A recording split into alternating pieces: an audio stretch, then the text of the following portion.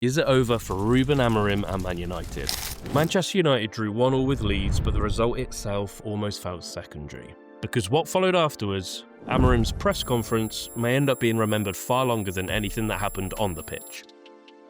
This wasn't just frustration after dropping points, it was a manager publicly defining his role, his authority, and possibly his future at Manchester United.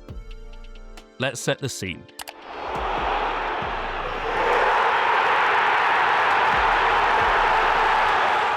United went to Elland Road needing momentum. Instead, they left with a draw, another game where control came and went and where questions about consistency remain.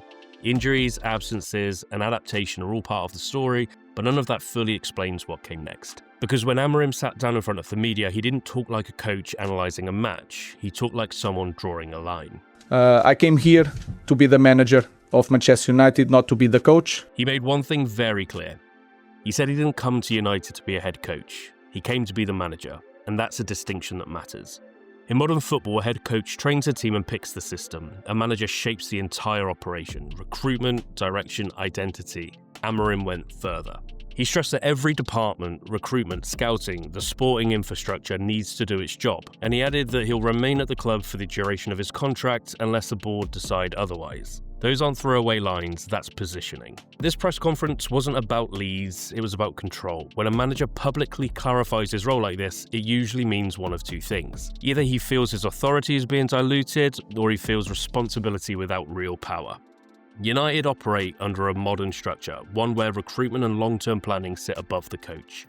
Amorim's comments suggest he may not be entirely comfortable with that balance, and the phrase manager not coach isn't nostalgia, it's a statement of expectation. And it hints at internal friction, not necessarily conflict, but definite misalignment. There have also been reports of a growing disconnect between Amorim and United sporting director Jason Wilcox, particularly around recruitment and the long-term direction of the squad. Publicly expressing that misalignment is a massive gamble. On one hand, it shows conviction, a belief in his ideas and how football should be run. On the other, it invites scrutiny. If results don't improve, these words will be replayed, not as leadership, but as deflection. At a club like Manchester United, press conferences don't disappear, they linger on. To be fair, Amorim isn't wrong to want clarity. Managers succeed when structures support their vision. But equally, United hired him knowing the framework that they operate under. They're not a club built around one voice, so the question isn't whether Amorim's right, it's whether his expectations align with the reality of the job. Time will tell just how defining this press conference turns out to be. Only a week after Enzo Maresca's departure from Chelsea, reportedly over disagreements with the board about the manager's role and the club's long-term direction, we're seeing similar themes emerge again. Whether coincidence or pattern, it adds weight to what Amorim did last night. Because this isn't an off-the-cuff reaction, it's a clear message to the fans, to the board, and to the players. How do you see this unfolding? Let us know in the comments.